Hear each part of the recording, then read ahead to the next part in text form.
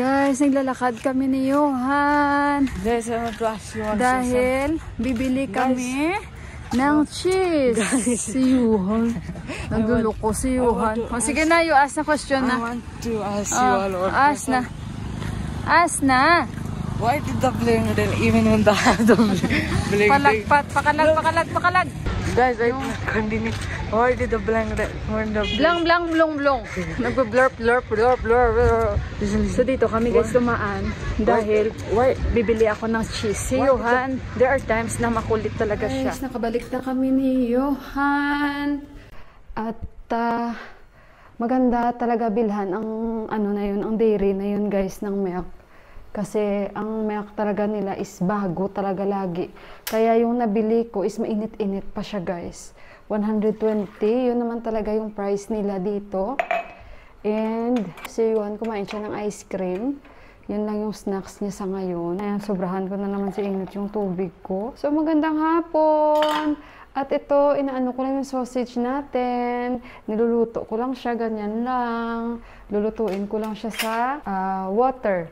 Ganyan lang. Hindi ko na siya piprituhin. Tapos mamaya paghiwa-hiwain ko na siya. So, dahil wala silang cheese. Kaya nga doon kami pumunta kasi akala ko may cheese. Wala pala kasi marami yan silang cheese dyan. Meron sila pero yung ginagawa nila ba. So, hindi ko type. Kasi pang pizza ata yun. Tapos matigas. So, maganda talaga yung yung Anmol. Anmol ba man na brand yun? O Amul? Amul gali, Amul. Anmol, kaibigan yun ni Johan. So, ayun. At hindi na lang ako bumili at ito na lang yung ilalagay ko sa tinapay. Pag hiniwa natin mamaya marami na yan. And ipapakita ko sa inyo, ito yung binili nating gatas, 1 liter. Yan, mainit-init pa ito guys. So ibuhos ko lang at initin ko ulit guys.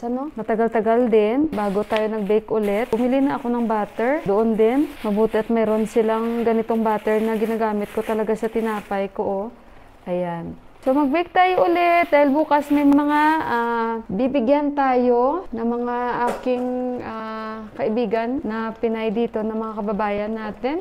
Dahil gusto ko silang bigyan ng mga tinapay. Naglulukuhan kami guys ni Prasan Bay. Kasi nga, di ba gusto na ni Prasan mag-asawa talaga kaso lang, yung mga sinisend ko sa kanya, mga kalukuhan ba? Yung mga kung ano makikita sa social media. So kaya seryoso daw talaga siya guys na mag-asawa. Kaya tulungan niyo ako guys. May mga sinasuggest man ako sa kanya. Mapili man siya. Ako yung fixer niya. Kaya sa akin siya humingi ng tulong. Tapos nagbigay pa siya ng edad. Yung edad daw nasa dapat 30 to 40. Kasi nga nasa na ata siya, 40. Kaya ayun. So tulungan niyo ako guys. I-message niyo ako ha. I-message niyo ako sa Facebook ko. Please tulungan niyo ako kasi ito lang naman yung option ko.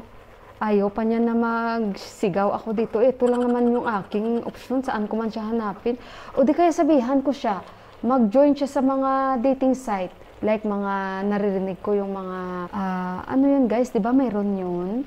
Marami nang nagkakatuluyan, di ba? Wala man ako idea, di ba? Pero kung siguro mayroon na before, ganyan-ganyan, may mga dating site, wala pa akong boyfriend, hindi ko pa nakilala si Deepak, baka nakiki-join din ako sa mga ganyan-ganyan, o di ba guys? Pero kasi, pag destiny mo kasi, kahit ano pa ang gawin mo, yan na yung kapalaran mo, di ba? So, destiny ko talaga na makilala ko talaga ang si Deepak, kaya ayun. Ayaw niya ng kalahi niya. Gusto niya kalahi natin. So pakulo-kulo muna ako guys. Mag-ano muna ako ng aking notes sa tinapay. Dahil nakatago yan sa mga diary. So ganyan lang guys. Ngayon ay okay na yung ating sausage. Ito ay ating of course tatanggalin, no? At ilagay natin sa plato. Hindi ko na yung lalagyan ng mantika o piprituhin sa mantika. Tubig lang yan. Kasi ibibake naman natin ito. Palamigin muna natin at hiwain. So nakikita niyo ako guys, nagmamasa-masa na tayo dito. Gusto ko itong bowl ni Ama kasi comfortable siya masahan. Actually guys, hapon na.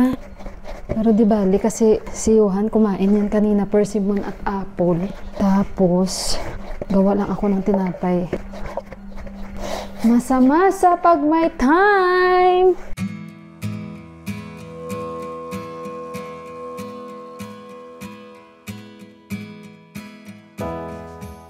Okay guys, habang pinapablom natin yung aking guys, tinapay, yung ating flour, maghiwa-hiwa ako nitong sausage. So tamang-tama lang, hindi na siya mainit. Ito lang ang ginagawa ko. And thank you so much kay Sis Jaya 6005.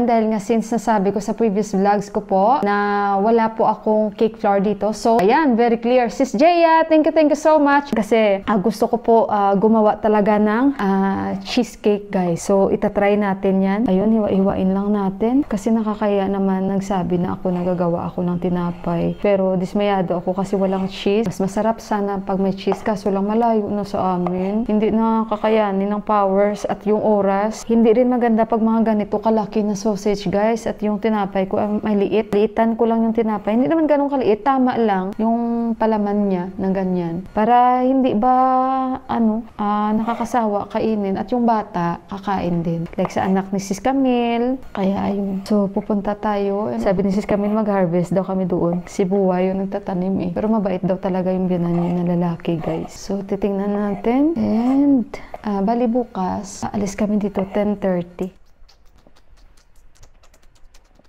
Pili na to, guys. Pili na to. Yan. Pwede na yan. Diba? Ganda ng ating tinapay. Ayan, ang ganda ng ating dough. Kasi marami ito. Marami talaga ito.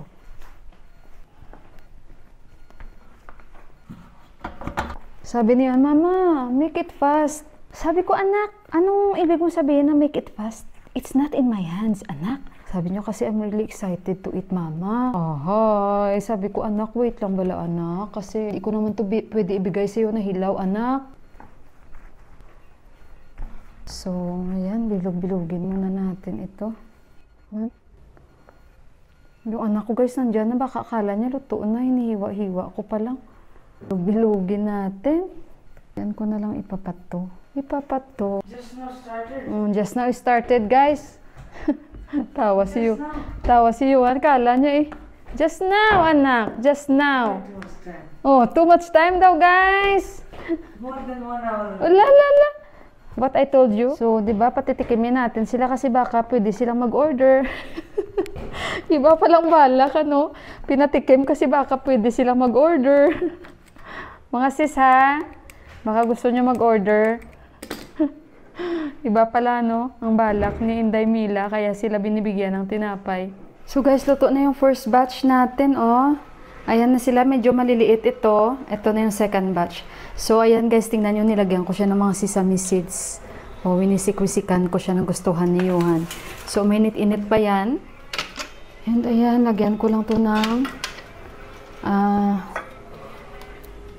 egg wash sa itaas. Egg wash sa itaas. Sikan lang natin, oh. Diba? Masarap kasi eh. Paborito kong sesame seeds. May design naman siya. Pangit pag may plain. Pangit pag plain lang. So, ayan. Ipasok na natin sa ating oven. 15 to 20 minutes. Kita nyo? Okay.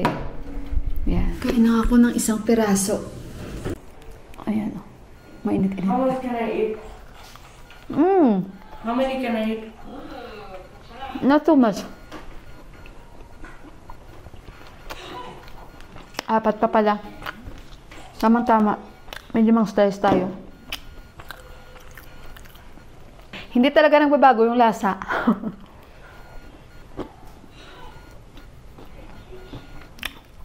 4 na piraso. Hindi niya magdi-dinner si Johan. Tsaka, bigay ko kasi sa Hyra, sis Camille, and to sis Corazon. Matikman nila ba? Pasensya mga sis, walang cheese. Ayan, tama lang. Kasi inaano ko rin guys, no? Tinatansya ko rin. Mauubos ng aking battery! Magka-count naman siya. Nasa, ay pwede pa 2 minutes pa. 2 minutes pa guys. So no worries. Every little things, it's gonna be alright. Wala na yan, basta okay na ang lasa at least. kumbaga natupad ko na mabigyan sila ng tinapay. Tapos na. Thank you, Lord. Tapos, ang laban sa tinapay. Yes, and patapos na rin yung aking battery. So, mamaya balikan ko kayo, guys. Okay, guys? Yan, sakit ng likod ko. Oh my God. That's the Jingle Bell Rock.